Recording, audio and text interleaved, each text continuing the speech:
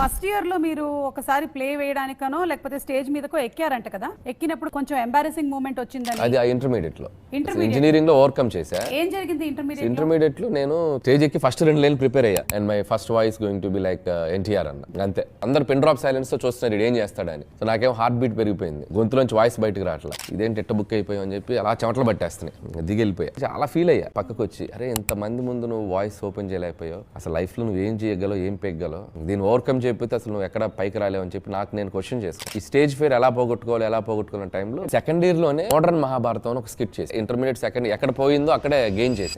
Tenali double horse TDH వారి chart show, Prabhakar Reddy గారి voice, so ఇలా 4-5 వాయిస్, మోహన్ బాబు గారి వాయిస్, ఇవన్నీ చేస్తూ ఉండేవాడిని. సో ఒక్కసారి జస్ట్ నెమరేసుకుందామా? శోభన్ బాబు గారు, సోహన్ బాబు గారిదే. సుమా పొద్దున ఇంటర్వ్యూ పెట్టావు, బజ్జీలు పెట్టావు, పానీపూరి పెట్టావు, సుమా